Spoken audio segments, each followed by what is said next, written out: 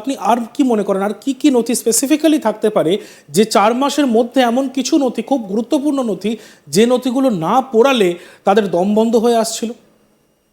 এইটা আমি তো একটা এক্সাম্পল দিলাম, কারণ এটা আমার কাছে হাতের কাছে আছে। হ্যাঁ, আমি তো সিরিয়ালি বলি, তাহলে তো অনেক দুর্নীতি আসবে। তারা কি না করে নাই আপনি যেমন জানেন যে, যেমন কয়েকটা যদি আপনি যেমন বলেন। আমি আপনাকে বলি যে এই যে আপনি জানেন বাংলাদেশের বিভিন্ন মিশন আছে।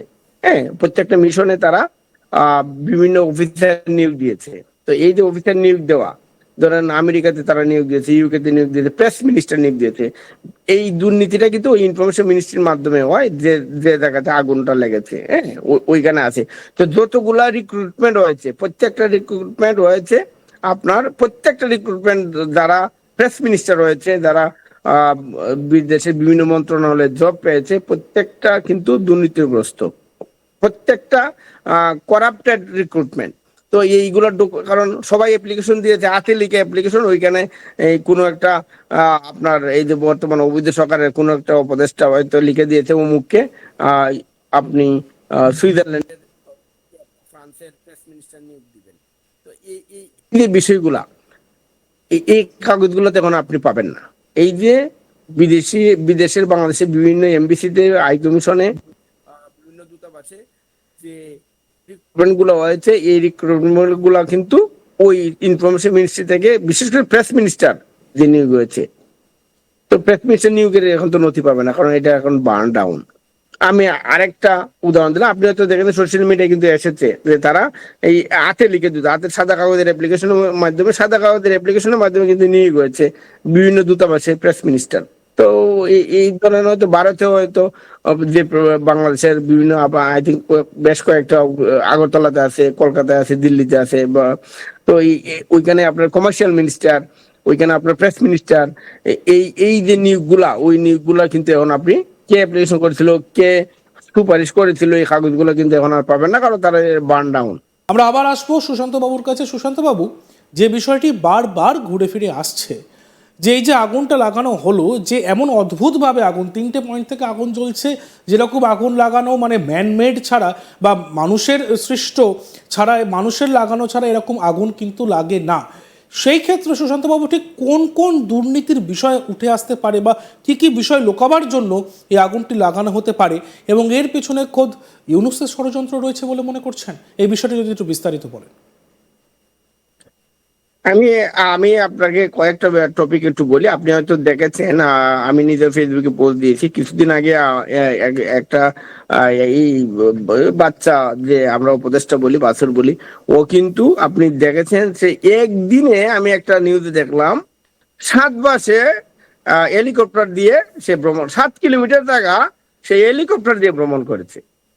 এবং তারা আমি একটা, ওই দিন আমাদের জেলা পরিষদ নামে আমাদের একটা অ্যাডমিনিস্ট্রেটিভ ইউনিট আছে, জেলা পরিষদ। তো জেলা পরিষদকে তারা বলেছে যে 30 লক্ষ টাকা তুমি কম্বল বিতরণ করবা।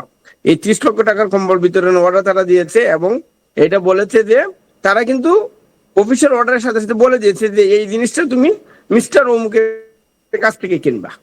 হ্যাঁ, এবং সাথে সাথে বলে দিচ্ছে যে কালকে তাদের চেক দিয়ে দিবে। আবার এইটু লিখে দিছে যে আমাদের প্রকিউরমেন্ট প্রসিডিউর আছে একটা, কন্ট্রাক্টর প্রসিডিউর, ওই প্রকিউরমেন্ট প্রসিডিউর।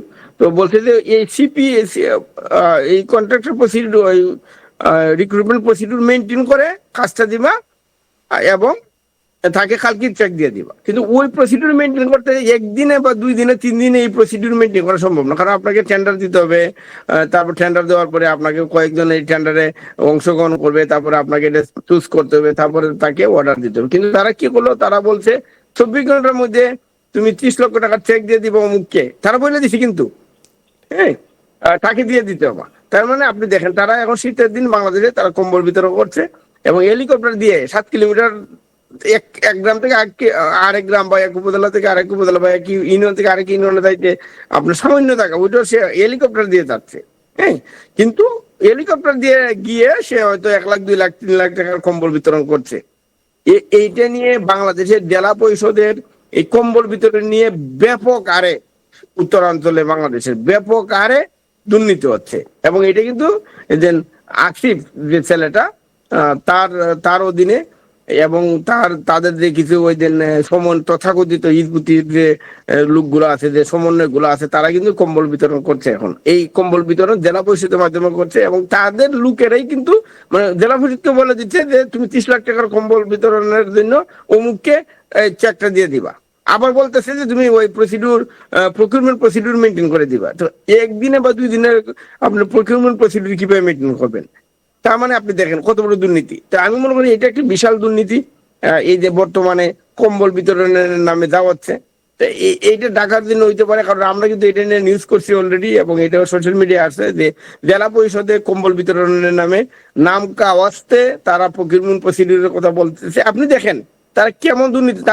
তারা কিন্তু লিখে দিচ্ছে যে প্রসিডিউর মেনটেন করে এই কম্বল গুলা বিতরণ হবে। আবার বলতেছে যে তুমি শুভজিৎ ভৌমিক, সুশান্ত দাশগুপ্তকে তুমি টাকাটা দিয়ে দিবা। তাইলে তার একজন অফিসার কিভাবে 24 ঘন্টার মধ্যে সুশান্ত দাশগুপ্তকে 30 লাখ টাকার চেক দিবে? আপনি আমাকে বুঝাই বলেন। তার মানে দেখেন, এবং এটা কিন্তু একটা জেলায় না, কয়েকটা জেলাতে কিন্তু এরকম হচ্ছে। তার মানে তারা কিন্তু রেসপন্সিবিলিটি দিয়ে দিচ্ছে জেলা পরিষদের অফিসারকে যে তুমি প্রসিডিউর মেনটেন করে দিবা, আবার বলতেছে তাকে চেক দিবা। তাহলে সে কিভাবে দিবে? তো এই যে বিষয়গুলো, এটা একটা উদাহরণ দিলাম। তো এইটা তো এক সময় না এক সময় তো এই জিনিসটা বেরোয় আসবে যে জেলা পরিষদ গুলা 30 লক্ষ টাকার কম্বল উইদাউট মেনটেনিং প্রসিডিউর, তারা তাদের দেওয়া নাম, মানে তাদের যে কিছু ওই যে আপনার ইজবুতি সমন্বয়ক আছে, বলছে ওই সবাই সমন্বয়ক, এই সমন্বয় গুলাকে এই 30 লক্ষ টাকার করে দিবে। তার মানে দেখেন, হয়তো 1-2 লাখ টাকার কম্বল বিতরণ করছে, আর 30 লক্ষ টাকা তারা পকেটে নিয়ে নিছে। এটা একটা উদাহরণ দিলাম, হাতে নাতে ধরা। আপনি যদি চান আমি হয়তো এটা শেয়ার করতে পারি, আমার কাছে অর্ডার কপি আছে, হ্যাঁ, যে অর্ডার ক্লিয়ারলি লেখা আছে। ইভেন আমি মনে হয় আমার ফেসবুকে আমি পোস্টও দিয়েছি, আপনি আমার ওয়ালে গেলে হয়তো দেখতে পারবেন, বা আমি আমার ওয়াল শেয়ার করলে দেখতে পারবেন। যে এইটা একটা এক্সাম্পল দিলাম হাতে নাতে ধরা, যে তারা কিভাবে কম্বল বিতরণের নামে ওই লক্ষ লক্ষ টাকা তারা নিজের পকেটে নিচ্ছে। তো এইটা এটা কিন্তু ডক্টর মোহাম্মদ ইউনূসের লুকিত তারা। তো এখন আপনি দেখেন বর্তমান যে অবৈধ সরকার আছে, তারা শেখ হাসিনার নামে তারা মামলা দিয়েছে। তো বলছে যে সুপ্রিম অথরিটি, সুপ্রিম কমান্ডার হিসেবে বা সুপ্রিম রেসপন্সিবল পার্সন হিসেবে উনিও প্রত্যেকটা মামলার এক নম্বর আসামি। তাহলে এখন বাংলাদেশে যে দুর্নীতিগুলো হচ্ছে, এগুলোর আসামি তো ডক্টর মোহাম্মদ ইউনূস, এবং এগুলোর সুপ্রিম রেসপন্সিবিলিটি তাহলে ডক্টর মোহাম্মদ ইউনূস হবে। ডক্টর মোহাম্মদ ইউনূসের কি সুযোগ আছে যে আমি জানি না কি হচ্ছে? এই সুযোগ তো নাই। এবং তারা আগুন দিয়ে পুড়িয়ে এগুলো এখন ধ্বংস করে দিল। এখন কোনো প্রমাণ নাই, কোনো কাগজ নাই, পত্র নাই, বলবে আমাদের তো কোনো ডকুমেন্ট নাই।